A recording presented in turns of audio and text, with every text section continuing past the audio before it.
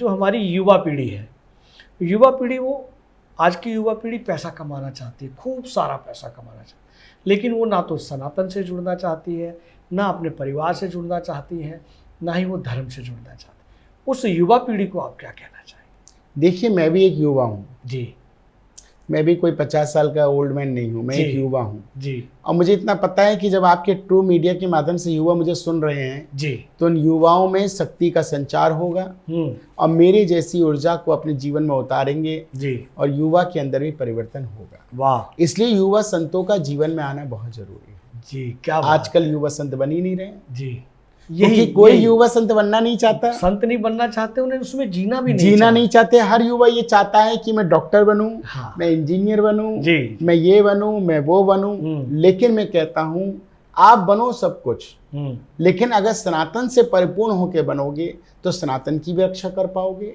और अपने माता पिता की भी रक्षा कर पाओगे, सेवा कर पाओगे और राष्ट्र धर्म का भी पालन कर पाओगे। वाह वाह वाह, बहुत तो इसलिए मैं ये कहना चाहता हूँ युवाओं से कि सर्वप्रथम हर एक युवा को प्रतिदिन एक काम तो जरूर करना चाहिए, जो मैं जो मैं सभी को बोलता हूँ। पहला ये कि प्रतिदिन भगवान सूर्यदेव को जल चढ़ाना, दूसरा ये प्रतिदिन हनुमान चालीसा का पाठ करना और तीसरा बहुत महत्वपूर्ण अपने माता पिताओं की चरण सेवा करना। वाह, रोज उठ के उनके अगर चरणों को आप छुएंगे तो आपके जीवन में नया संचार होगा।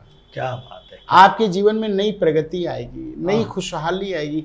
कुछ नहीं तो 10 दिन करके देख ले कोई युवा, अपने माता पिता के पैर छू के देख ले। ट्रू मीडिया मेरा पता बता देगा, अगर तरक्की ना मिले तो मेरे आश्रम पे बैठ जाए। महाराज जी, हम यहाँ एक प्रश्न और यकायक दिमाग में आया है कि ये जो आपने युवाओं को बताया कि अपने अभिभावकों को, अपने माता पिता के चरण स्पर्श करें, अपने बुजुर्गों के चरण स्पर्श करें, आपको अदृश्य रूप में लाभ मिलेगा, धन का भी और सबका मिलेंगे।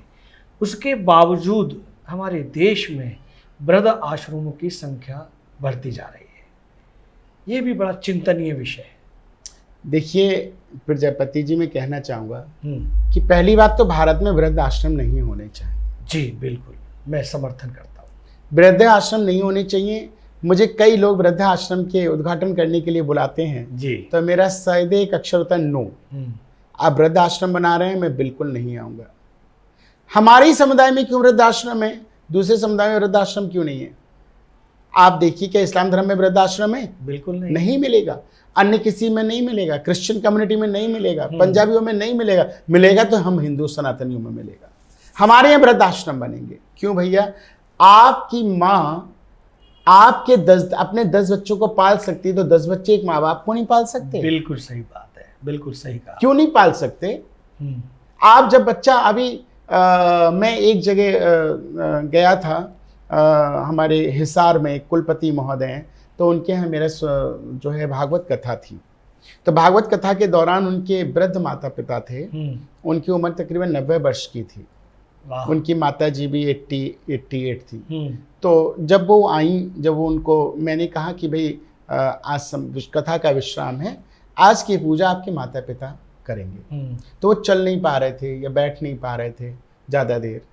तो उनके बेटे कुलपति महोदय जो थे, उन्होंने माता पिता का हाथ पकड़वा के पूजा करवाई, उनसे फूल चढ़वाया, उनके हाथ ऐसे पकड़ लिए और उनके हाथों को लेके ऐसे करके उनसे आरती करवाई। And then I was realized, Prajapati ji, मेरी आंखों में आंसू थे।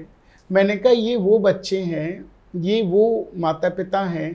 जब हम बहुत छोटे हुआ करते थे तो हमारे माता पिता भी हमको ऐसे हाथ पकड़ के आरती सिखाते, उंगली पकड़ के हमें चलना सिखाते थे, उंगली पकड़ के जीना सिखाते थे। वाह, वाकई वो हमको सिखाते थे कि ऐसे आरती करो, ऐसे भगवान की टीका लगाओ।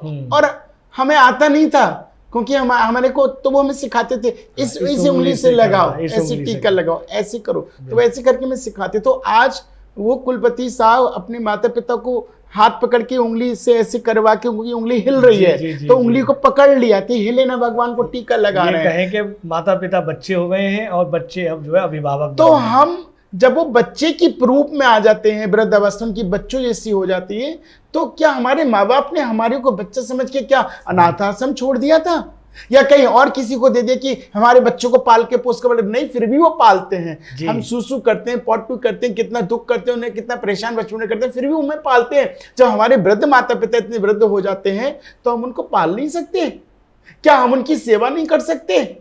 मेरे को प्रश्न है ये। इसलिए मेरा निवेदन है कि वृद्ध आश्रम भारत में नहीं होना चाहिए, और जिस दिन भारत में वृद्ध आश्रम नहीं होगा उसी दिन भारत हिंदू राष्ट्र बनेगा। वाह वाह वाह वाह, उसी भारत सनातन राष्ट्र बन जाएगा। मुझे और कुछ नहीं। बहुत अच्छी बात, बहुत अच्छी बात नाथ जी। ये वीडियो YouTube पर देख रहे हैं तो हमारे चैनल को सब्सक्राइब करें और बेल आइकन को दबाना ना भूलें। अगर आप Facebook पर ये वीडियो देख रहे हैं तो हमारे पेज को लाइक करें।